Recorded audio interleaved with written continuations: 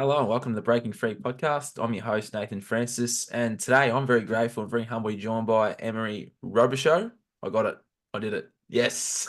First chance. Perfect. Emery's an awesome dude. Met him through the coaches program. His wife, Andrea, he helps Jason run our program.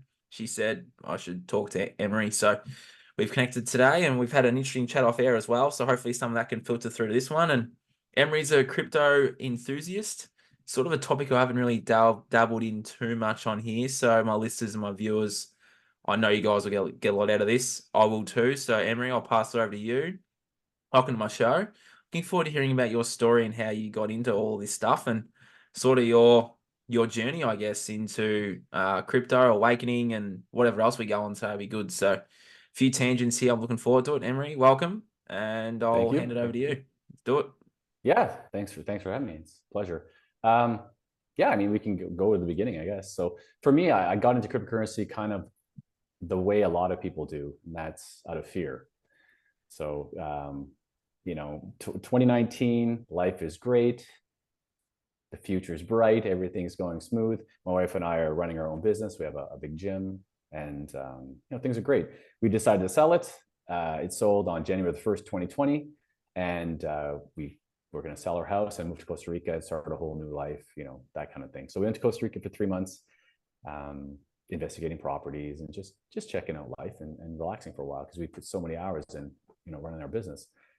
All the COVID stuff happened. We went back to Canada, and the very first thing I thought was, I need to get my money out of the bank ASAP. Mm-hmm.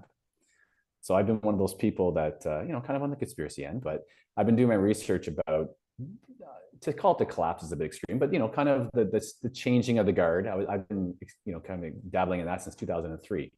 So we were in Costa Rica. We find a house we really like. My wife wants to buy it. We're talking numbers. I pull her aside and I say to her, and this is March the 10th, I say, just be aware that in a year or two, maybe 3, there might be some crazy outlandish law where something's going to happen in the world and they're going to make us leave here and go back to Canada. So, maybe they'll call it like the Nazareth clause or something. Think about like when back in Jesus' day when they made everybody go back to their home countries to do consensus. Anyways, but so just be aware, we might lose this house.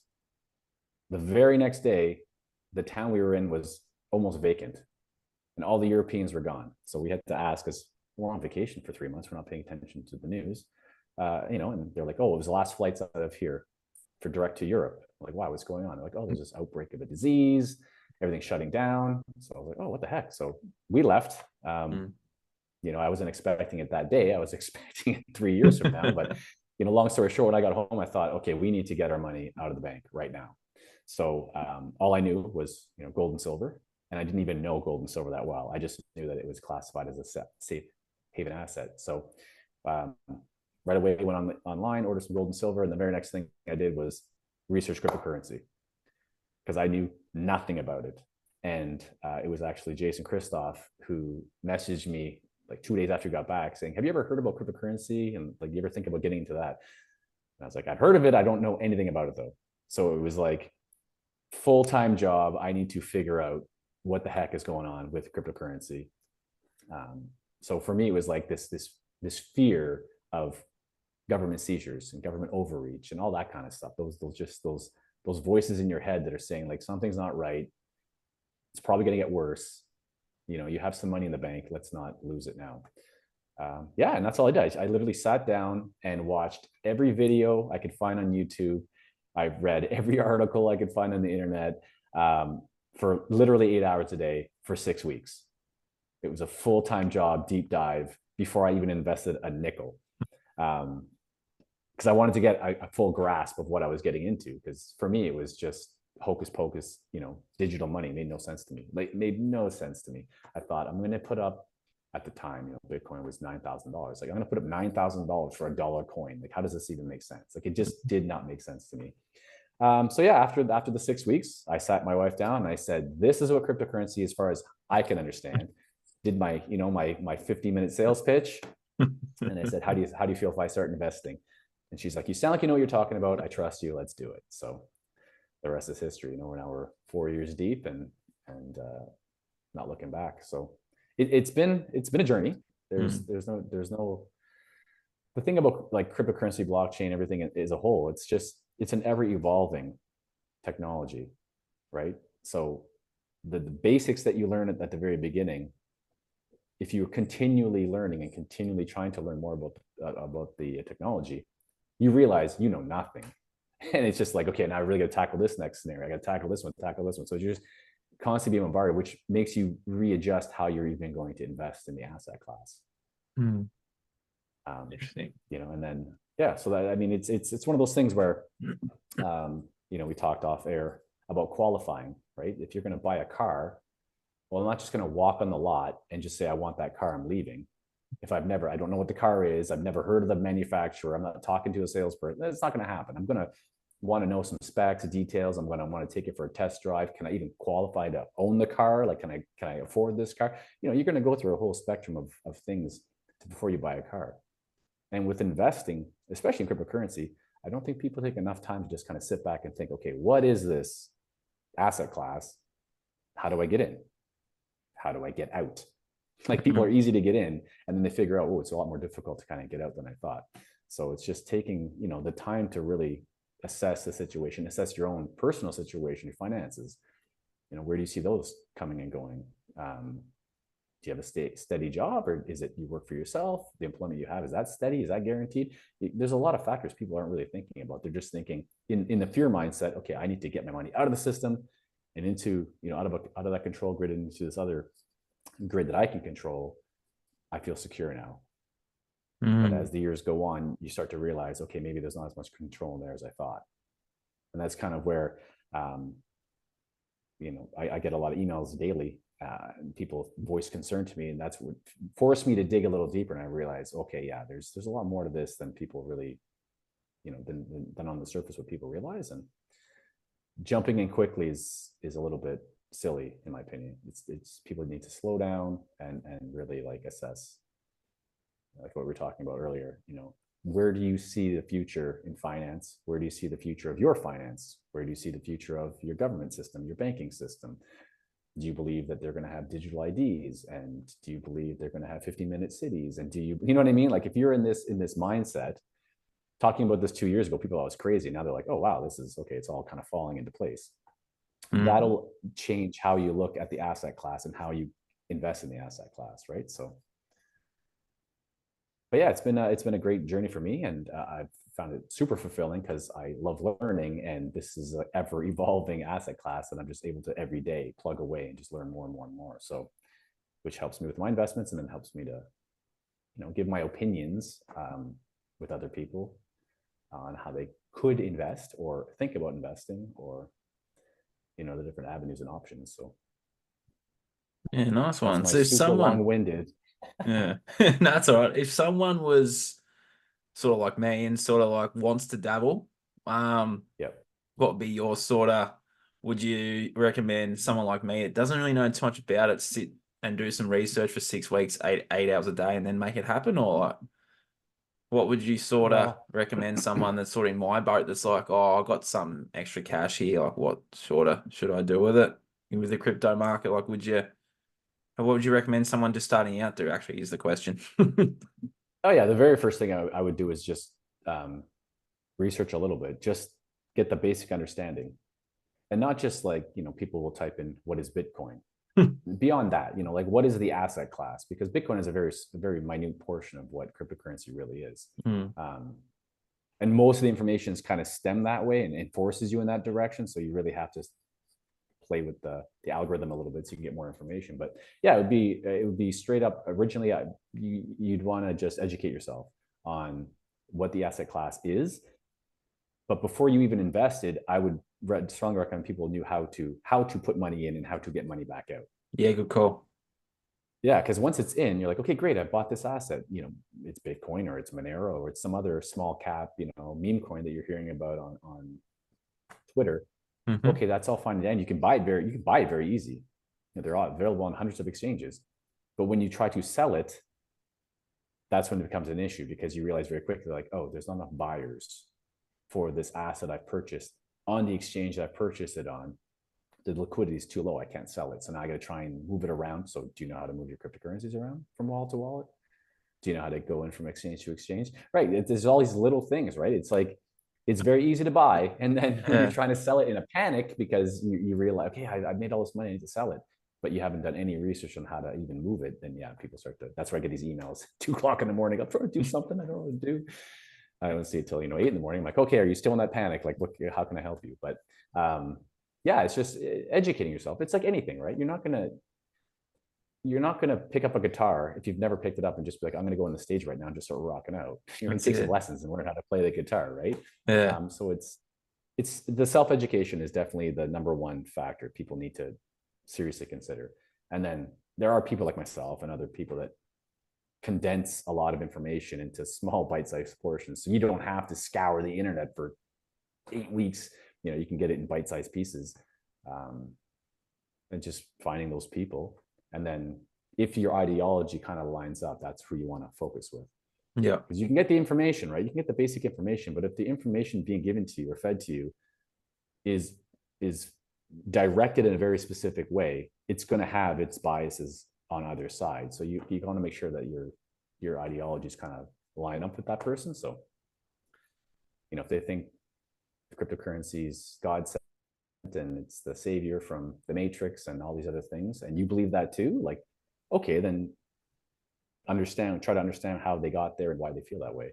But if you think it's evil and malevolent and it's going to take over the world and be the CBDC ruler and all these kind of stuff, well, then find people who think that way and kind of try to learn why they believe what they believe. I like to get kind of a spectrum because over the years I've gathered a lot of information, and then I've been able to kind of see the trends within everyone's belief system, and there's always a commonality amongst them, right? So it's usually freedom. Yeah. So, and I can't fault that. Who wants to be in a system that's constantly trying to break you down? You're in Australia, like it's the government there is just getting out of control with censorships and digital ID and all this stuff. They're really steamrolling it through. And in Canada, it's the taxation. Like they're not pushing too much on the digital ID and all that. They kind of backed off on that, but they're just taxing the heck out of people right now. So it's like they're trying to beat everyone down on different planes to see what really sticks. What's working really well? Let's try this in Australia. Let's try this in UK. Let's try this in Canada. Let's try this over here. And then they sit back and just do take the notes. So being in crypto, it does allow you a certain amount of freedom, but I think people have kind of like a mild disillusion on how much freedom it's actually going to allow them in the end. But ultimately, you got to do your research. I say that at the end. I have a newsletter every week. At the end of even though my newsletter is extremely well researched, all fact based, I still say do your own research at the end of every single one, because it's like, this is all the information I was able to see. Yeah. Maybe the server you're using in Cyprus is going to have access to more because I'm being censored and I don't even realize. I just don't have access to certain information. So it's. And I noticed that coming from Canada to Nicaragua, the information I'm available to see is very different. So I can only imagine how much I'm unable to see that I don't even know. And you don't know what you don't know, right? So it's always do your own research. So number one, good do your own advice. research. It's interesting because being in Australia too, yeah, you make a good point there. Because I'm not, yeah, we're getting censored here too. It'd be different if I was to, go to where you are, and then the information I get would be totally different. Yeah, it's an interesting point you bring up. It's a really good piece of advice. That's the one thing I noticed is just because going back and forth from Canada to Nicaragua, it's just all of a sudden I just don't have access to like different websites. Yeah, I'm researching Nicaragua. I go to Canada for a month for vacation, visiting family, and it's like, what the heck? I can't even get this website. Like, why is it not working? And I got to put up different VPNs and stuff to try and get access to them. It's just, yeah. Again, but if you're always spending your time in Australia, you're only going to know what the Australian government wants you to have access to. And if you're always only in Canada and you're never leaving, you're only going to know what the Canadian government wants you to know. It's just so, like, we have this infinite access to information over the internet, but they're compartmentalizing it all now, right? It's like, yeah, it's pretty crazy. And that's the same thing when you're looking for for crypto,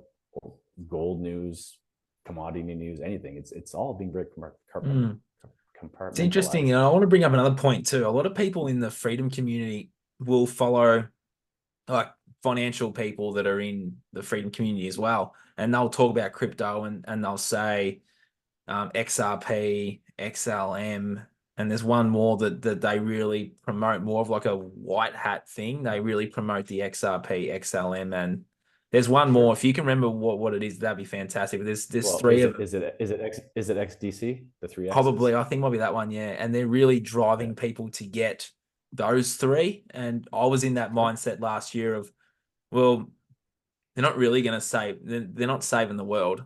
And I'm like, well, why are they trying to drive people to these three cryptos? Do you have people asking you those sort of questions too? That's just a question just came to me. Of course. Yeah, of course. Yeah. No, it's so again, when you think about cryptocurrency, all it is technology. Yeah. It's just code, right? So it's not good or evil. It's whoever is controlling the technology. What's their motives, right?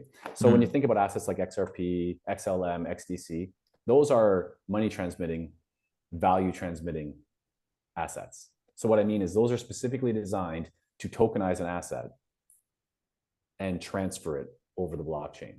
So you could take gold and then you could transfer it using XRP or XLM or XDC and make it to be Japanese yen on the other end. And those tokens move the value. Yep. Quickly, efficiently, cheap, all these kinds of things. So there's one end of the spectrum that thinks, okay, these are the tokens that are going to run the financial world. And I am in that boat. But it's not for good reasons. Okay, like I could get into the whole history, the conspiracies behind XRP, and the family that created that. It goes way back. They've been around since like the 1100s running banks. This doesn't surprise me. If you just name the family, I bet you I know who. We all know who they are anyway. It's the Fuggers, but no, it's the Fuggers, which are part of the Rothschild. You know what I mean? So it's like, ultimately in the end, it's like, it's cryptocurrency really is designed to solidify the control grid. Yeah. Okay. Like the concepts behind them are very, very good. If we lived in a world that was run on blockchain, banks and governments couldn't steal your money anymore because you could just see. No, you just transferred $6 billion to that wallet over there. And I know that's not what you said it was for. It would be very open. You could see it. But they're not going to do it like that. They're going to have one like that for us. So they can see that we're buying too much meat, we bought cigarettes, or you spending it on cocaine, whatever, whatever you're doing, they can see it. They'll have their own like side rails that are just completely like closed gardens is what they call them, that are built on the same chain, and you just don't have access to them. So it's definitely, so it's like using, this is where I like to say, like the technology's there.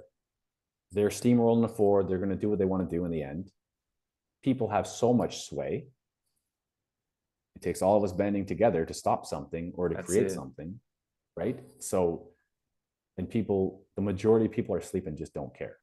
It's like the majority just are, as long as it doesn't affect me, I don't care. 100%. And then WF's like, if you have nothing to hide, then you shouldn't care. It's like, that's not the point. That's not that I have something to hide. It's just, I don't need you knowing that I bought 4 loaves of bread today. Like doesn't make any sense. Why do you need to know that? So you have a group of people like, well, if it's not affecting me directly in a negative way, I don't care. And then you have another group. It's like, I'm worried it's going to affect me, but I don't know what to do. Yep. And you have a very small minority of people who are like, I know this is going to affect me. I know this is going to be awful, and I want to do something about it, but I don't know, like, how are we going to do this, properly? So I'm kind of on the board where it's like, I know they're coming through with everything. I see the malaise attitude with the majority of people. I see how they're intentionally crushing everyone financially to usher in a new system, right? You need people desperate. And then you're like, look, we messed up. The banks have all collapsed. All your money's gone. There's no retirement funds, but we have this new system ready to go. Here it is, right? And that's kind of, I look at, okay, what are the cryptocurrencies that these, guys are probably going to use to set up this new infrastructure when it's ready to go? And then I place my bets on those.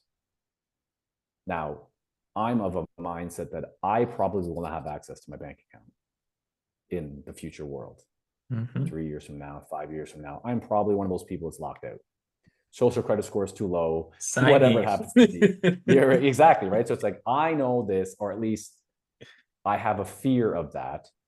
So I'm going to use cryptocurrency now to make as much cash as I can while I still have access, so that I can buy more tangible goods, property, gold and silver, just those kinds of things that I can have under my own control. Yeah. And I will leave a small portion of my cryptocurrency on my wallets for the odd chance that I actually didn't get locked out of my bank accounts. I still have access and all these kinds of things. And then the system switches and they're worth so much more money. It's all great.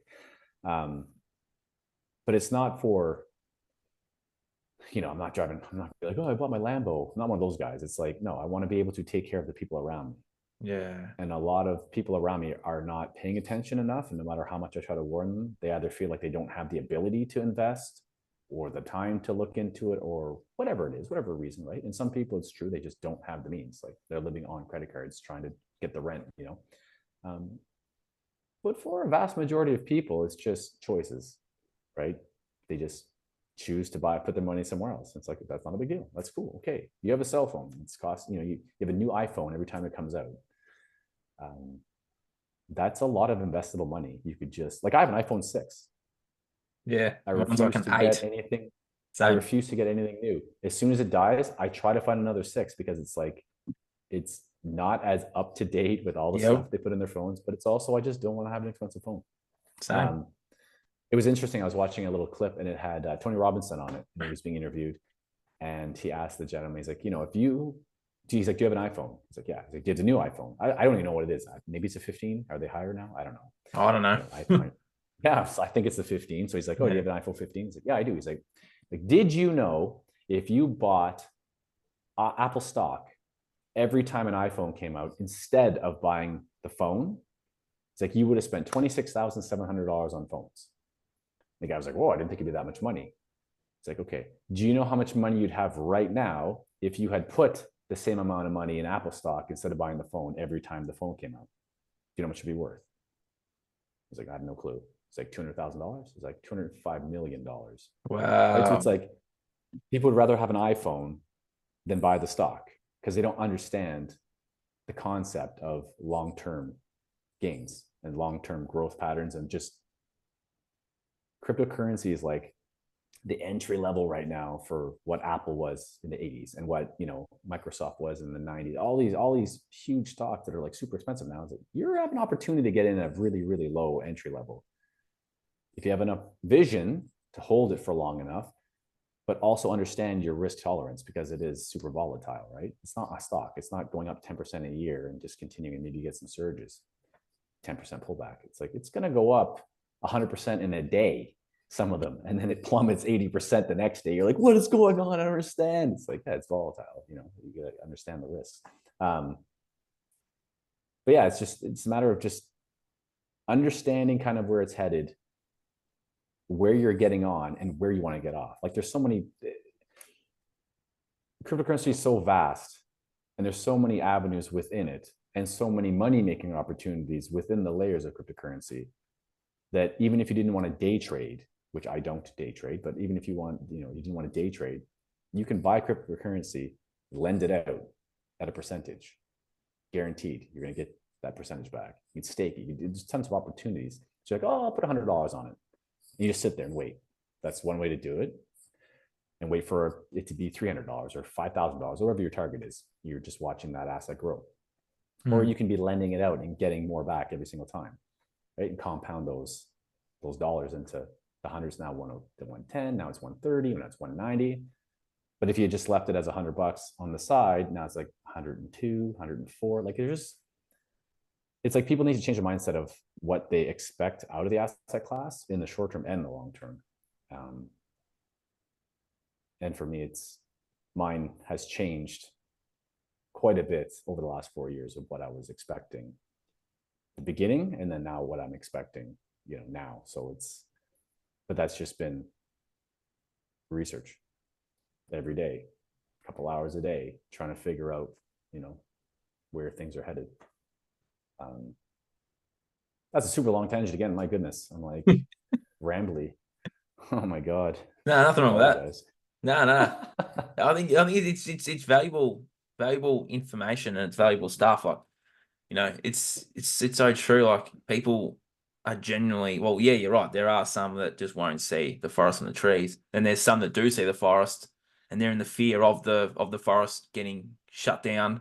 The other ones are seeing the forest and are taking action and are, you know, providing solutions for people, which is what we're doing in different ways. You know, everyone's on their different level of the journey, I guess, and I guess we're just circling back to help those with the eyes to see that, hey, the forest is getting cut down soon, and we're just here Exactly. to help you help make that journey a bit more.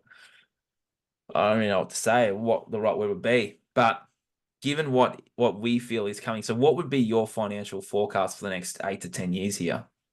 What do you see happening? 8 to 10 years. Yeah. Well, 5 to 10 years. I'm not even My sure. goodness. I Yeah, that's the see. thing. Do Like, you see a collapse coming? Because a lot of, like, even the community, truth community, are saying, you know, the whole thing's gonna get, you know, shut down. Well, yeah. Yeah. So how I think just when you look at the rise and falls of empires and the mm, rise and falls of currencies, they all run the same pattern. They run the exact same gauntlet. They run the exact same pattern. And what's happening in the States right now, as the, we'll call it the empire because it really is, has the global reserve and it has the military might and has everything else. Everything's out of US. They are running the exact same patterns the Romans did, and they're running the exact same patterns the Greek did before them, mm, which is you suddenly become obsessed with gender ideology. You become obsessed with pedophilia and homosexuality. You become war torn and civil war ridden, and they're right on the cusp of that. Um, you have nonstop war outside of your territories that you have to fund continually. You have uncontrolled printing, taxation goes through the moon, and then you have devaluation of your dollar. All of these things are happening in the States right now. So to say like where is the economy going to be or where's the collapse going to happen, the collapse is happening, and it's been happening since 2008 I agree. when we had the mortgage crisis in 2008, the great financial crisis. That's when quantitative easing started, and they've never really stopped. So they don't advertise it as much, but you can see the massive spike in money printing, and then with that money printing, stocks go to the moon, Bitcoin goes to the moon, everything goes to the moon because the money has to go somewhere. Mm, And then when you look at who's buying it, it's the central banks that are just basically laundering their money. I print it from nothing, I lend it to the government at a percentage, I buy their bonds back with other money so that the government now has more credit availability to borrow more money from me. So I print more and give them that money. And then the bonds that I bought from them, they owe me percentages on that as well, guaranteed in 3 years, 5 years, 10 years, 30 years, whatever denominations we pick. But at the same time, those bonds are backed by equities. Like the governments buy up stock and they buy up all these things. So it's like, if you actually zoom out on the stock market, this is, I found this, I put in one of my newsletters about a month or two ago. If you zoom out from the oh my goodness, 1929, the big, why can't I think what it's called? The great, not the depression. financial collapse, depression, the Great Yeah, Depression, because depression. it's so Yeah. great. Yeah. So if you go from the Depression era to now and overlay inflation, so just how much the governments have always been printing and bought, it runs the exact same course. There's been no gain of value in the stock market since the crash of the Yeah. 30s. Right. It's been exactly inflation the entire way along. And then when you look from 2008 to 2024, it's 100% correlated with how much money they printed. So I'm like, the stock market doesn't even really exist. There's really no value there. That's the craziest thing. And that was the craziest thing for me. It was so eye-opening. Like, wow, yeah, we are literally living in a true fiat system. There is no real intrinsic value in anything. It's all phony fake money. Yep. And then when you look at cryptocurrency specifically, we'll use Bitcoin for an example. I went down a giant rabbit hole with that, and there's no coincidence that it happened to just get launched in 2009. Yeah. A month before they started doing the quantitative easing, right? Mm. And why would they do that? Why would they do that? This is where I get into a bunch of things. It's like, well, if you have a financial systems collapsing, And it was very evident to people at the time in 2008, 2009. Everything's Yeah. going to hell. Like things are, millions of people were displaced from their homes in the States. Millions of people went bankrupt. Thousands of banks went bust. Like it was a big deal. They release Bitcoin. They start printing money. They start flooding it into Bitcoin to pump it up to get people into Bitcoin because they don't want you in physical gold. No, they don't. If you're holding physical gold and physical silver, that's untrackable, untraceable. Now, people will think that cryptocurrency is not trackable, not traceable. But when you start to go through the layers, you're like, yeah, no, there's, the FBI has tracked down every single Bitcoin that was ever stolen, in 2010, the Mt. Gox. They tracked it down and they retrieved it. So, well, how'd they do that? Exactly. Well, they have the information. It's like they're the source code. They're not the source code. The NSA is the source code. But ultimately, it's like you have a digital currency that comes out. You have tons of money flowing into it. You let it spread out into the libertarian movement where they'll just spread it like wildfire on their own. It's the greatest thing. It's out of the system. We're going to do this, that. I believe it's a Trojan horse, and it was always that way. And it was really just to get people accustomed to using digital money. So when they come and switch the system into CBDCs, then it's not that big of an adjustment, right? So how can you get people to go from cash money, 100% anonymity, to digital money? Well, you say it's anonymous. You say it's a libertarian movement, and it's untrackable. You just throw out all the choice words that people want to hear, and you just let it spread amongst them. They'll just spread it amongst themselves, and they're going to do all the marketing, and they're going to do all the sale pitch for you. You just let it go. Now we're coming to the end. Back to what we were talking about originally. We're coming to the end of this fiat system. And the end of the fiat system, which is the USD, there's going to be, like, when does it happen? I think the fiat dies, the collapse of the system really takes place when US citizens don't want to accept US dollars for payment anymore. We're already seeing that trend internationally for trade specifically. So if you went back 30 years, it's like 92% of all trade was US dollars. And then when the euro came out, it started to take a little bit of that away. It dropped to about 80%, and it was 20% euros. And then, the euro lost a little bit. It was 2% yen. And you can kind of go through the crux and the patterns. But the US dollar has been slowly losing trade volume, international trade volume as a whole. I saw a chart not too long ago. How accurate is it? I'm not sure, because I've seen multiple charts with varying numbers on them. But it showed that the US dollar as international trade is now down to just a 52%. So we're at a point as the world's like, I don't want your funny money. You guys are printing it for nothing. Why am I going to keep giving you our hard-working labor or whatever for US dollars? I don't want it anymore. Right? So then you get the jumping up from the BRICS nations and all these kinds of things where they're like, we don't want to deal with USD. We'll do our own little, huddle together. Let's figure out what we're going to do. They're still working on that, but they're slowly pushing USD out of all of their trades. People kind of brush off the BRICS nation. When you put all their GDP together, when you put all of their agriculture together, all their mineral ore, all their gold, all this, it's more than 60% of the world's like wealth. GDP as a whole is a false marker to use for value or worth and wealth, because GDP goes up with inflation. So when people are like, oh, the US economy went up 3.7% last year. No, inflation was up 3.7% because the dollar lost that value. And that goes into GDP. So it just looks like it's growing. It's like, no, things are getting more expensive. People aren't buying more things. People aren't making more money. The US isn't producing and selling more goods. Things are just getting more expensive. But when you say, who do they buy all their goods from? They're buying it from Russia, India, China. They're buying all this stuff from the BRICS nations. BRICS nations just have to stop using USD 100% to put enough pressure on the other countries to stop using USD. So we come into this, this apex where I think the US dollar, the Federal Reserve note US dollar, probably has 18 months left, I would guess. Somewhere in that range, basically 18 months or 50 trillion worth of US debt, somewhere in that region. They're adding $1 trillion every 100 days now. So, do the math, it's almost 18 months as well. But I still think that US is going to control the reserve currency in the end. I think what they'll do is they'll switch the dollar. They're going to get rid of the Federal Reserve note. Maybe they'll dissolve the Federal Reserve or whatever they're going to do. It'll become a treasury note like it was before the Federal Reserve.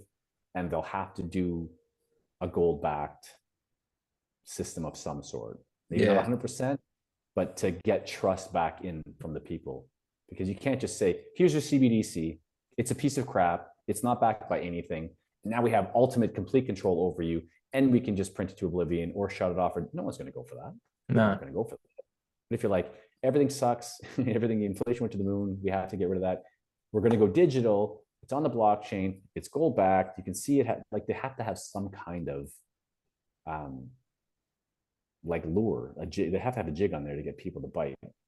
Either people have to be so desperate that they're begging for something, or you have to entice it. Like the fiat system is garbage. It's backed by nothing. Here's a different system. It's backed by gold or silver or a commodity that's tangible and trackable. It has real value. Yeah, I think the world's going to be a very different place in 5 years from now, for sure. But I think like 18 months, we're going to see a lot of volatile change. And when you're in money markets, it's in that volatility where you make all your money, right? Yep. So that's what the elites do. Classes, like gold and silver, gold's up like 25% this year. It's had a really good run. The future of gold, though, even gold has to evolve. It has to be tokenized because gold is heavy. It's hard to transport. If you have a gold system, you still need ways to transfer that value easily. And the easiest way to do it is to tokenize the asset. That's where like XDC comes in. Yep. So they work with a company. R3 is the fintech company that kind of created that digital currency. They have partnerships with the London Metal Exchange. They have partnerships with I think it's the UK, the Bank of England. The whole point is they're already working with the London Stock Exchange to tokenize the assets and run it through their platform and their blockchains. The reason for that is for speed of closing the assets. So right now, like, okay, I'm going to buy and sell trades. Yeah, on the internet, it looks like it's going very fast. My money's coming and going very rapidly, but it takes like 4 or 5 days for those to close on the back end, right? So if it's on blockchain, it's instantaneous. It's within 3 seconds. It's done. Everything's done when they're tokenized. And then a month from now, you can sort out, okay, we bought 10 ounces of gold off you. You bought 8 off of us. We only owe you 2. We'll do the transfer. You know what I mean? Like you can kind of figure that out at the very end, but all those transactions are done instantaneously and it's on an immutable ledger. So you can see it at the end. And okay, we'll just close at the end of the month and figure it out. I think we're going to see, then I would say, 18 months, a very different banking system in America, consolidation, a lot of banking closures, which again, you need to put in perspective. There's, I think, 3,500 banks in all of Asia. There's 5,800 banks just in the United States of America, independent companies. So it's like, and I think Europe has like 25 banks or something. Like they're all part of the same company. But in the States, they have this huge banking complex of just individual banking cartels. So they need to consolidate all that down to like 10 or 20 major banks, JP Morgan's, Bank of America, Goldman Sachs. Like they really need to get everybody under a smaller umbrella. So then it's easier to implement all these digital IDs or CBDCs or whatever they happen to end up doing in the end. They need to consolidate that. So I think 18 months, we're going to see a lot of consolidation of the banking. And we're going to see a changing of the currency. It'll still be the US dollar, but it's going to be maybe a treasury note instead of a Federal Reserve note. Some people might be watching this and thinking I'm off my rocker, but we'll see. I mean, I'm going to throw it 18 months. I'm going to throw it 18 months. It is very, very soon. But just looking at all the indicators, we're really close to a big change. So I thought we were too. And that's with everything too. It's not just that too. I think there's big change coming for all sorts of other layers, not just financially too. And obviously the one layer will be they will promote so much fear around this too.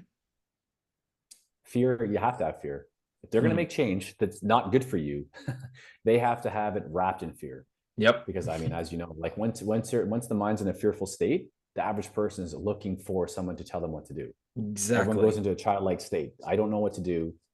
I'm older than, I don't trust my parents because they're really old. And I'm going to look to my government official or my doctor or my whatever. Like it's just, they just fear porn everybody and really get them in that lower level vibration. And then they come in with their, whatever they want to change, the mandates. Yeah. Like the only way, again, like we talked about, like the only way we're going to see change that's going to actually be good for the average person is if the average people band together and say, we are not doing whatever Exactly. coming forward. Because we've anymore. always had the power, Emery, haven't we? We've always had the power. Even during the start of the Always. last 4 years, if we all had to just band Always. together and said no, it wouldn't have happened. And that's the only reason things stopped. It's because people finally like, this is enough. Like, no, I'm not doing this. And they're like, oh, okay, sorry. And then they just move along. It's like, but at the start of the whole thing, we could have just said no at the start, and then would have just stopped there. Yeah, exactly. Yeah. It's unbelievable how I love seeing those. Yeah, it's like that. It's the vibration that they put people in, because they put you in such a state of vibration you can't see a way out. Whereas if you can see a way out and you can see, as I said before, the forest from the trees, then you have that foresight. But a lot of people are stuck in that short term. It's the ones like us that can think long term, that hey, there's a plan, there's a way out. It's getting people back in that mindset of thinking long term again, because as we know, the school systems are big on that, the short term. And that's sort of where they can control, because even inside school, Emery, you got people looking at their headmaster or the principal, what or the teacher for guidance. Then they step out of school and they're like, someone lead me now. And then that's when the government comes in. Exactly. Right, you need to do this, do this, do this. And they're like, okay, no worries. Yeah, it's so easy. That's the funny part too. Like when you start to actually dig deep, like let's go in the schooling system. Like, it's my favorite. Who created the school system that we follow? It's the Russians. That's it. Why did the Russians create the schooling system? Because when they were going to war, they're just gathering up farmers and they're like, okay, we're going to go to war, right? And then they're like, as soon as the shooting started, people are just running. I'm not doing this. So the Russians sat back and they're having to shoot their own guys, trying to use fear. So like, we need to set up a system where we have people from a young age being taught by one person who's an authoritative figure, right? And then it's like, then they go to the upper grades and the class is a little bit larger and it's one person. And you go to university and you're sitting in a lecture hall and there's 350 people and there's one guy in the front. That's it. Right? And then you get out and you're going to work. It's like the CEO is now running thousands of people and no one wants. It's just. And then when you sit back and look at it, you're like, oh, what a brilliant brainwashing style of, it's like under the guise of education. It's like, no, this is indoctrination. It's just teaching you to be an authoritative, follower. And then you sit there and you think like, how did I ever think like that? Yep. Because everybody went through it and you're just like, wow, I was like totally brainwashed. I remember when I was young, my goodness, like I wanted to join the military so bad. Not because I don't know, kill people. I just felt so patriotic. I just want to go and I want to do these things and I want to protect my country. Thank goodness I didn't get in, because I went to a bunch of during college, I'd go to the meetings and I'd sit there and listen to them. Right. I don't know. I'm not good at taking command. That's a thing. Or receiving command. You know what I mean? It's like I'm too much of a free thinker. I ask too many questions. Like for me, there's always a lot of gray area. So I used to. They would have loved you. I didn't do well, right? Because it's like I use too much empathy when I'm dealing with people, and I'm trying. I'm not just in there like clubbing people and just handing out tickets. It's like, yeah, you're just trying to. I'm trying to help people here, and it's like, yeah, no, you're a police officer. You're not helping people. You're here to find them. You're basically the sheriff of Nottingham. Like that's all you are as a police officer. But or compliant, obedient. But people now, it's like. That's exactly it. It's like you're just be an order follower. And it's like that thing. If you're asking questions, they just lop you off. You want everybody down at the same level. You don't want to stand out too much. And if enough people just like, what is the biggest repercussion that's going to happen? It's nothing in the end. You realize you're like, oh, nothing even happened. Nothing bad happened. Like I was almost getting in fistfights at grocery stores because people were in my face, and I'm like, this is crazy. I'm like, I'm not backing down. I'm not wearing that mask. Like I'm going in. And I had no problem to be like, if they were like not going to accept my payments, I'm like, well, it's $250, so here you go. Here's $300. Keep the change. Like I had no problem. Like I was just, you're gonna call the cops. He overpaid us. You know what I mean? Like I always I push the limits as far as I'm allowed to push them, right? Before I'm going to get into like real trouble. But trouble, like in the end, I get off on whatever charges I get laid. It's just that annoyance of like, okay, I got to go to court on this day now, and I got to do this, and it's for the average person who's has a job 9 to 5, they're like, oh my goodness, I might lose my job. And that was the one thing too. We're gonna go on a whole tangent here. Yeah, we are. It was like you can only implement tyrannical rule on people that have something to lose. Correct. That's it. You're not going to go into Nicaragua, be like, if you don't do this, we're taking your house. Like, I don't even own a home. Yeah, if you don't do this, you're losing your job. I make $10 a day. If you don't do this, I can just walk to the forest and grab some mangoes. Like they're everywhere. Yeah. So here, like in this country, it's like they'd have to come here and entice you. Hey, we really want to do some terrible things. But the good news is the banking is going to be easier for you. You don't have to stand in the line at the bank anymore. And that's literal. That is here. The locals don't have debit and credit cards. So they have to wait in line at the bank on payday. There's 200 people waiting in line at the local bank. The bank does run out of money. There's only so much physical cash, right? So like you hope that by the time you get there, there's still cash left over for you to get your paycheck. Oh That's what it's like here. So, but it's like that in probably like 80% of the world. That's the thing. We just live in a world that's not like that. But 80% of the world is probably like that. So, if you're trying to set in a digital infrastructure, and all the Nicaraguans have smartphones too. That's the crazy part. So it's just like, well, would you like to keep standing in the bank all the time, or we can just put your money on your phone, and then you can just go tap everywhere you go. 99.9% of the people here are like, just put on my phone. Like they don't care about the cash. They don't care about the anonymity. For them, it's a huge hassle because they're waiting for hours in line at the bank, and they might not have any money. There might not be none left, and they have to come back tomorrow and do it again, right? So, and they live on cash. So, you look at how do they force this in Canada? How do they force it in Australia? They threaten your job. They threaten your pension, threaten your whatever, right? It's like, we're going to take something away from you. Like, oh, I can't live without that thing. Yeah. So, but in these other countries, it's like, we'll give you stuff. They're going to incentivize it, right? So interesting. Everyone just needs to band together. If you know what I mean? If you want change, you have to force it. That's the thing. So they want to change, the rulers, they want to change, and they force it on everybody as hard as they could. Right. So people pushed back. Eventually they backed off. They realized, okay, it's not going to work. We need to just give it some breathing room. But they're always just sitting there waiting for the next, and you can see it. They try different things in every country, right? Just to sit back and see what's taking hold well, what demographic is, take notes. Okay, we'll come back at it in 2 years.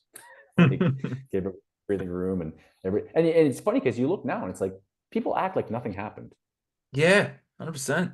Like that they weren't threatening to steal your kids and threatening to throw you in prison and threatening. They were, that people just acting like that didn't happen. Even people within the freedom community group, it's like they just forgot. That's the whole point. They want you to get comfortable again and just be like off guard, and we'll just circle back. Yeah, exactly. We'll come back around when you're off guard again. We'll throw it at you. But cryptocurrency is an opportunity to get out to a degree, right? Yep. So as long as you're getting in for the right reasons, with the right expectations out of the asset class, and have a properly structured exit plan. Okay, so a lot of people just come in and they're like, oh, I'm going to buy Bitcoin, and because Michael Saylor said it's going to $1 million. Can't wait for $1 million. Okay. I don't think it's going to $1 million personally, but let's say it made to $850,000 and you bought it at 62, but you think it's going to $1 million. It doesn't hit $1 million and it starts crashing down. You're like, no, it's going to $1 million. Now it's 700, 600, 500, 400. You're like, oh, okay, I'll sell it at 300. Right? You're like, oh man, I missed out on $550,000 because I had a unrealistic goal that I was just so hard pressed on keeping. A lot of people miss so much money in this market, stock markets, gold markets, all these different markets, because they just have such a hard-lined expectation of an asset class that, in my opinion, sometimes is unrealistic. So yeah, I personally, I love crypto. I think it's awesome. I think the asset class has got an amazing future. The issue for me is, am I going to be the type of citizen that is allowed to partake in that future? So I need to, be realistic about what I expect to get out of the crypto class, the asset class, and where I plan to put that money to help me make it through whatever comes. So Yep. it's interesting. It is very interesting. And I love how you said a plan, because there's a lot of people out there in society, whether you're in the freedom community or not, that don't have a plan. They're just in survival mode. And that's with all facets of their life. It's not just financially, it's their health too. Like there's just no plan. There's no motivation. There's no getting out of bed today and it's on a one day closer to, having that purpose. Like there's just, even financially too, it's not just that. It's like in every facet, there's no purpose, there's no motivation. It's just get up, we'll go to work today and we'll just get through another day, and we'll just be in survival mode of the inflation and all this rubbish. It's like no one has a 5-year, 10-year plan and little baby steps of how to actually get there. And that's with every facet. Everything. Everyone's Yeah, exactly. just in this rat race, this hamster wheel, just running it and running and running, and there's no real purpose, and there's no meaning in life anymore. In both Well, that's the thing. communities, I'm saying here too. It's not Yeah, just absolutely. one community. It's everywhere. Yeah, I mean, I see you on Facebook, and like you're on a whole new fitness journey, right? It's not like you're like, I'm going to be on the Olympia stage next week. Like, no, Nah, you're gonna start lifting weights and eating healthy. Like, you're going to baby step it and see where it goes, and then you're going to hit exactly. a plateau, and you're going to adjust accordingly. Yeah, Yeah. that's what I mean. I feel like so many people are just stuck either in a negative mindset of what things are, like, oh, it's hopeless. What's the point? Yeah. I'll go to work as long as I can make it till Friday. Like, then I'll just party all weekend. I'll start again on Monday. Like, it's the vast majority. Again, talking to Jason for years, it's like the vast majority of people, sadly, are just like grown-up teenagers. Mm. They're teenagers in adult bodies. They have adult money and they have adult responsibilities, but they just have a teenage mindset. It's like, I just want to get through this crappy job I absolutely hate so that I can get home and have a few pints, Yep. watch The Walking Dead, and then go back to work till Friday. Maybe I'll call in sick, maybe I won't. And then, I'm going to party on Friday night, and Saturday night's this, Sunday's football, and then it's back to work on Monday. And it's like, but I am going to take a vacation in 4 months, so that's going to be awesome. It's like, yeah, there's no plan to get out of the wheel. No.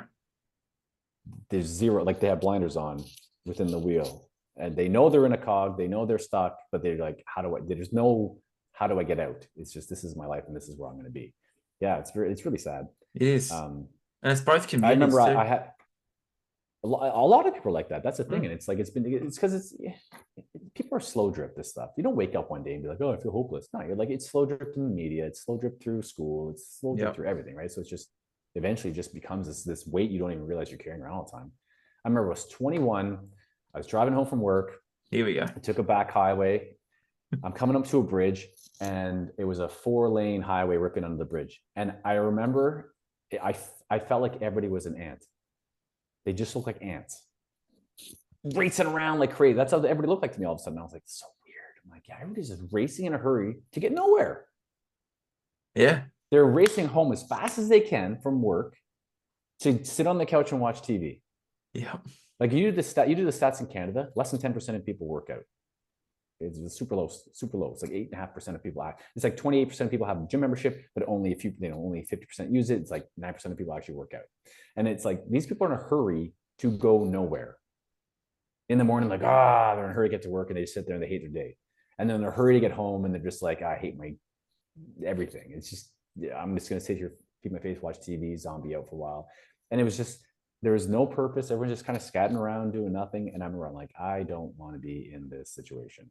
Yeah. I was still young, still dumb, still trying to pay off student loans and stuff, like, starting to figure my way in the world. It took me, I didn't own my own business for another, holy geez, I was 21 then. Yeah, I didn't buy that. My wife and I didn't buy our gym till I was 34. So it was like, I still was in the system, trying to get ahead for so many years. It wasn't until I was my own boss, running my own business, where I realized, okay, this is where it's really at. Yeah. How much I put in is how much I get out. I can't just sit here and I'm going to make an hourly wage. If I'm not working to build something better, I'm not going to be making any money. Right. And it was like, your business becomes your identity. It becomes everything. And it's like, you're a representation of your business, and your business becomes a representation of you. Right. So we owned a gym. I love to work out, so it worked out great for me. That became like anywhere I went, we lived in a small town, but if I'd be at the Costco in the next town over, people like, oh, that's Emery. He owns the gym. Like I was just the gym owner guy, right? People were looking at my shopping cart every time I go grocery shopping to see if I'm eating healthy. It's like, yeah, I'm not putting on a facade. I eat healthy because I like to work out, and that's why I bought the gym, and that's why, it's like it was who I was, right? But Yeah. So it wasn't until I started working for myself where I was really like truly realized, okay, there's like money making is super easy. It really is. If you're passionate about what you're doing, that just like glows off of you. I And know, it right? attracts people who want that as well. We live in a world, people are TikToking and selfieing everywhere and putting up the best pictures of themselves in every situation they've ever been, but like they loathe their lives. It's like, they're not real lives. But when you speak to someone, you see someone, you're like, whoa, they're like really full of energy. They're full of life. They're full of whatever passion, what they're talking about. Even if you're not even interested in all, you suddenly are like, I'm kind of interested in knowing, sorry, what do you do exactly? Like, oh, I'm a professional quilter. I go to the quilting Olympics every year. Like, whoa, how do you do that? Like, you just want to know because they're so passionate about it. Yes, Right? I have those conversations all the time with random people because as you're probably aware, I'm super passionate about what I do. Yeah. Yeah. Exactly. So people are curious, like, sorry, what exactly is it? And then Yep. they suddenly have an interest in wanting to learn more about it. Mm. And but if you're just working for somebody else all day, every day for a paycheck, yeah, you never have that. There's the life is, you're not creating, you know what I mean? So it's like Yeah. you're not People are living, you're conditioned to not be really. passionate about something that they're not really deeply, truly passionate about. Yeah, if you're doing it for a paycheck, then yeah, it's not the same. Exactly. Yeah. And I love how you said it's just glowing off you. It's like that attraction. You're in that vibration too. If you want to talk energy and spiritual stuff, you're in that Yeah, vibration of like you're just in a different vibration. You aren't in that. yeah, Yeah, it's basically what it is. yeah. You're just in a Whether love just like your aura frequency. is different. It's just the Yeah, energy that's coming off of you is different. It's an attractive energy. So people might correct. say like, okay, what exactly is it that you do? You just something like even if they don't realize it, they're picking up there's something different about you, and they want to know what 100%. it is exactly, right? So yeah, I mean, um, like it's so funny because like cryptocurrency became my thing. It's just I laugh at it because I am so anti-technology. It's like I didn't get a cell phone until I was 32. I'm Yeah, right. 44. You know what I mean? Like I worked in a cell phone store for years. I'm like, I don't want one now. They're like, it's free. I'm like, I don't want it. Like I was totally anti everything. It was like, but just because I had this fear, at the beginning of I don't want to lose all my money.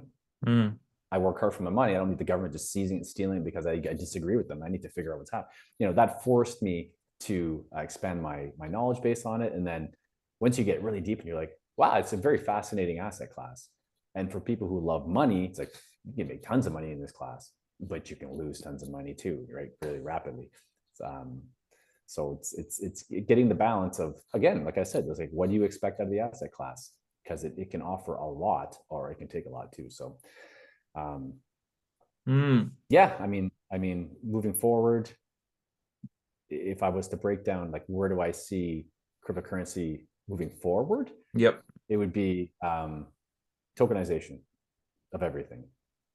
Every asset class, everything you could possibly imagine is going to run on a blockchain of a sort um, in the near future, and that's for security, efficiency, cost effectiveness, the green narratives, all those kinds of things. Like they're all going to be running for a very specific reason. And then it's what I like to do is how I like when I'm investing for my own thing. If I want to buy a specific cryptocurrency, I Mm, think, okay, what's a group or an industry with a really large market capitalization? So you think like housing. When you take the housing market, its total value is $350 trillion globally. That's what houses are worth. Okay. Well, how would they tokenize? Well, how would housing be like digitized? How would they make it run in cryptocurrency? Well, you can get rid of the lawyers, you can get rid of the mortgage brokers, you can get rid of a huge swath of the industry by just running it through blockchain and AI. It just does it all for you automatically. And then it's like, okay, well, are there any blockchain or fintech companies that are trying to tokenize or facilitate mortgage brokerages and all that kind of stuff with housing? So yeah, there's a few. You're like, okay, so you start reaching like, okay, there's three.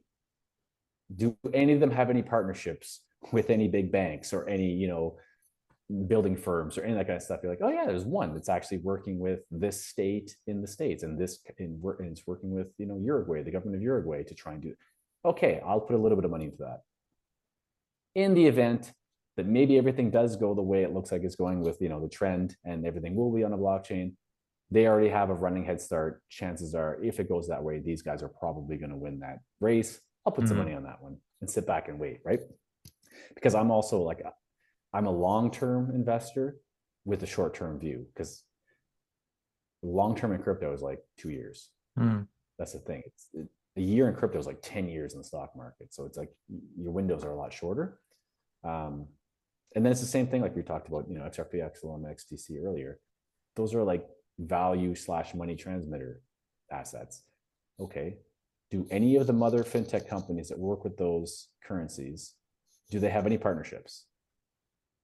Okay, yeah, they all do. You're like, okay, who they're partnering with, what do they facilitate?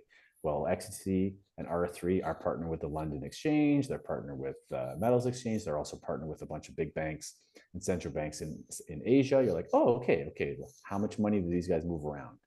Then you start to run the numbers in your head. You're like, okay, if they get the 100% of that value running through their blockchain, and it has this much circulating supply, divide that by 365. Okay, the value is about this. Maybe it's $10, maybe it's $100, you know, how the math works out. But when the asset's 5 cents right now, or 3 cents, and you're running numbers, you're like, the potential is a $50 token. You're like, man, yeah, okay, I'll put a couple $100 or $1,000 on that, because from 3 or 4 cents to $50, a big jump. But then it's setting targets along the way if it does a run, you know. Okay, I'll take out a little bit at $1. I'll take a little bit more out at $3, take a bit more at 10, and I'm 50% out by 12. And I just sit back and wait and see if it actually goes crazy high. Maybe it doesn't and crashes to zero. Well, at least I got some money out along the way. Yeah. Right? Yeah. And then, yeah, there's just so many fintech companies with specific assets that are targeting like carbon credits. That's evil. Carbon credit's a joke. Total scam. It's just to crush, you know, the average retail investors. It's to crush the middle class. It's just to hurt people. But if the governments go that way and they actually run it through, if you knew that you could invest in the infrastructure and make 10,000 times your return, would you invest in it? Or would you say, no, I'm not going to do that because I know it's evil? And that's where people have to like come to a decision, right? It's like, they're going to do it anyways. You're going to be paying those taxes for the rest of your life, or those, you know, those credit systems. You have an opportunity to make enough money to pay those for the rest of your life and your family's life. So it's not going to affect them at all. As evil as it is, if it comes through, are you going to invest in it? When I say invest, you're not investing in the infrastructure. That's already done and ready to go. It's just, do they implement it? Do they not implement it, right? So that's a lot of things too people have to wrestle with. And I was wrestling with that for a long time. Like, I would never invest in 5G technology. Never would. I've had lots of opportunity. I'm like, ooh, that's going to be a big one. But I'm like, I can't do it. That's intentionally designed to hurt people. Exactly. I can't do it. It's physically hurting people. Yep. I can't do it.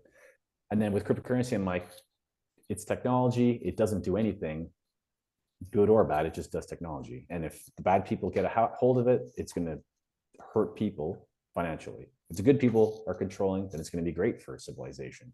Like, okay. We could talk about who's controlling it, couldn't we? You know who's controlling right now. Yeah, exactly. It's, oh man. Yeah.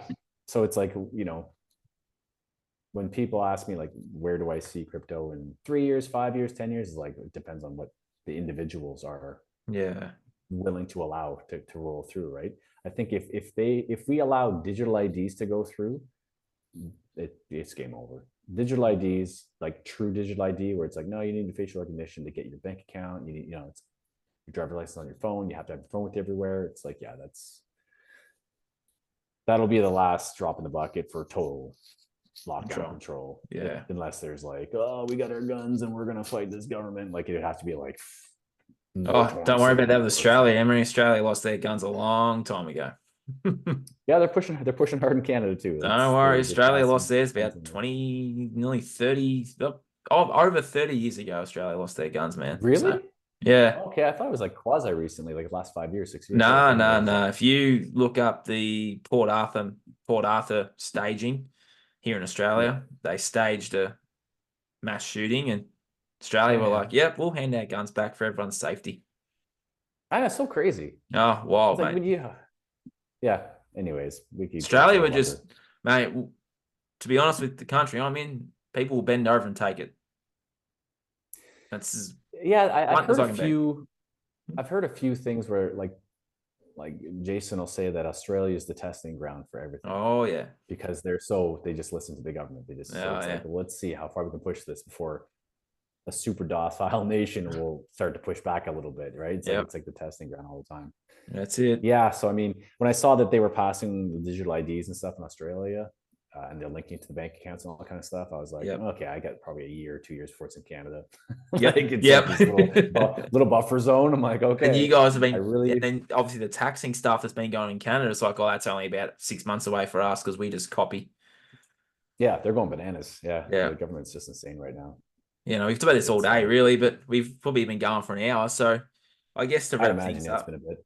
it's been good though. It's been really, really awesome. I've really enjoyed stuff. We'll have to come back on and do this again. But I was just going to wrap it up by saying if there's someone listening to this that's pretty interested like me, is interested in dabbling in this, what would be some advice for that person to actually start their investing journey? I think you might have already said it, but just to wrap it No, up. yeah. So the very, very first thing you should do is sit back and honestly assess your own financial situation. Yep. Set up a budget and figure out how much you can actually invest honestly. Not like, okay, I could go without this, I could go with that. Like, how much money do you have left over every month, right? Of that money that's left over, let's say it's $500. I got $500 of the month that it's my squander money. I do whatever I want with. Okay. How much of that can you afford to actually lose every single time? That's how much you should be investing. All right. No more, because then you're getting into a gray area where like, I really shouldn't have lost that $100. It's like when you go to the casino, if you're a gambler, you're like, okay, I have $100, I can afford to lose it. If I lose it, doesn't matter. But then you're like, okay, I'll go 20 more. No, I'll go 40 more. And you leave your $300 and you're like, oh God, okay. Technically I can afford to lose it, but like I can't go to the movies next weekend. I can't go to dinner because unless I'm going into credit now. You do a budget and figure out how much you can actually afford to lose. That's your true investable portion that you should be playing with. And then from there, it's honestly just doing a little bit of research on your jurisdiction, because that's going to matter if it's cryptocurrency, which cryptocurrencies you can even access. Because every government has their own little set of rules, which apply to the different exchanges. So like Americans can only access so many exchanges. Canada is actually very, very like they're one of the forerunners in cryptocurrency as far as like how you can use it and go about buying it. They're very, very open. They just tax the heck out of you if you make any money on it. That's all. But yeah, so it'd be just figuring out how much you can afford to lose. That's how much you can actually afford to invest. And then figuring out which exchanges you have access to in your jurisdiction. And then from there, you want to figure out liquidity. Liquidity is the most important thing in cryptocurrency. And I think not enough people talk about it. Liquidity just means how much money is going in and out of that exchange in a 24-hour period. And then the individual cryptocurrency you want to buy, how much money is going out of that, in and out of that all the time. Because you could have a huge market cap, but if no one's buying or selling, if you decide you want to sell, who's going to buy it? You're like, oh, it's worth $30 billion. But the liquidity, no one's buying or selling, and the liquidity is so low. And a lot of people are like, oh, I'm going to buy this token and what 10,000%. Yay, good for you. Try selling it now. There's only $50,000 running through that exchange every 24 hours, but your token's worth $5 million. There has to be $5 million worth of people wanting to buy that asset again. But if only $50,000 a day is going through it, now you're like trying to sell $500 a day, $5 million. The stress is not there. So yeah, it would be budget, jurisdictional restrictions, figure that out, and then liquidity on the assets and the exchanges, and make sure that you can get in and get out. Yeah, and then from there, then you want to learn, okay, how do I buy? How do I sell? How do I move it to a wallet? How do I get it back off a wallet, right? Because with cryptocurrency, it's like one wrong button push and it's just gone. Yeah. You sent it to somebody else it's never coming back, right? So there's always those possibilities. So Yeah. it's just yeah. And then once you're confident, I mean, the confidence comes with the practice, right? So it's just, I'm going to send $5 from this wallet to that one. If I made a mistake, okay, it's only $5. I learned from my mistake. It only cost me $5. I didn't transfer my whole 5,000. I'll wait now and I'll do the next bit. And it's just baby steps.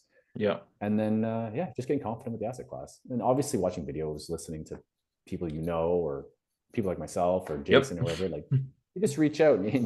Like, I do have a whole course I built. It launches in May. Yep. It's called the Ultimate Roadmap, and it is for like all investor levels. So basically, it's, if you know nothing about cryptocurrency, by the time you start at the beginning of this course and finish, you're going to feel extremely confident in knowing how to do everything. So it's basically, I take you at the very beginning. We talk about all the different monetary asset classes. We cover bonds, securities, stock, everything. Yep. Chapter 2 is blockchain cryptocurrency. So it's like, here's all the other asset classes, how they work, how you invest, how you make money. And then like, okay, here's cryptocurrency. Here's the basics. It's this, it does this, it does it. Explain it all. Next step is, okay, how do you figure out liquidity? How do you figure out exchanges? How do you figure out all this stuff? Next stage is, how do you do a budget? How do you actually invest? How do you figure out what assets to invest in? What scams are out there? How do you avoid the scams? How do you detect the scams? Then we get into, how do you store it yourself? How do you move it around? We get into, how do you profit take, setting those exit strategies? Where do you reallocate those profits to make more money with the least amount of risk? And then we finish off at the very end with like taxation codes for different areas, crypto haven countries for taxation purposes, and all that kind of stuff. Like, it's a start to finish course. So I mean, I offer that. It's coming out in May. It's gonna be awesome. Love it. Over 9 weeks. There are 9 live week sessions. That makes sense. 9 live. Yep. 9 live sessions. We cover a chapter of each of the courses with an hour of instruction, an hour question and answer. Yeah, and then it's going to get everybody fully. There's no way you're not going to feel extremely confident on the asset class, the future of the asset class, how you can navigate through it, make money and stuff by the end of it. And then also be realistic about what it has to offer today and moving forward too. Yeah. So a lot of people use, oh, well, Bitcoin's done 6 million%. Yeah, that's great. Is it going to do 6 million% from now moving forward? Probably not. So where can you put your money to make the most amount of money moving forward, right? We kind of just delve into that kind of stuff too. That's awesome. Yeah. I'm an affiliate, so we'll put my link down the bottom. Emery set me up with affiliate links. So if you want to join Emery's course, which sounds awesome, by the way, yeah, click on the link in the show notes and sign up to his course. And yeah, that was an awesome chat, man. Yeah, no, it's a pleasure. If anyone wants to find you, Emery, where can people find you? So your website, give yourself a bit of a plug again. Website is cryptoinsights.pro. Yep. If you, all the information is on there. If you want to send me an email, it's an invest@cryptoinsights.pro. Yep. I have a weekly subscription newsletter where it covers everything that's going on in the back channel news for bond stocks, equities, trading embargoes, anything that's going to affect financial markets. We run through that for the week, and then I usually tackle one topic in great depth. Maybe like last week, I was talking about Bitcoin halving cycles and how those work. And then just the most recent one, we talked about, actually it was rise and falls of empires and the cyclical patterns. Oh, I love it. Currency statuses. So yeah, we cover lots of different stuff, and it's $12 a month. It's a subscription-based newsletter, but there's no way you're going to get more information out of a weekly newsletter than what I put out every week. So that's awesome. All week, just research the heck out of it. But yeah, and I'm on Facebook as well. Obviously, it's just Emery Robichaud. Yep. And I put tons of free content on there. I'm always putting out bits of information, latest news, stuff. Yeah, it's good. You got a good little Facebook page. It's really, really good. So I was looking at it before. So Emery, thanks for that chat. I'm glad your wife joined us together. That was really awesome. I learned a lot too from all of that. It's like I think you might be my link to dabbling in this stuff. It's my pleasure. Again, thank you for having me on. It's been awesome. No worries. And yeah, we'll have to chat and I'll get more just crypto specific and really laid out for everybody. But Yeah, I think we do it's another one awesome. and we really, yeah, like especially when I start my journey with it, we can really go somewhere with the next one, I reckon. So I have to stay in touch, I think, mate. It'd be good. Yeah, absolutely, absolutely. All right. All Well, right, thanks for Nathan. jumping on. This has My been the pleasure. Breaking Free podcast. Stay tuned, guys. We've got some awesome guests coming soon. Emery was awesome too. If you want to find Emery, give him a follow. All his stuff's in the show notes. Everything's there. So I'll see you guys again real soon. Cheers.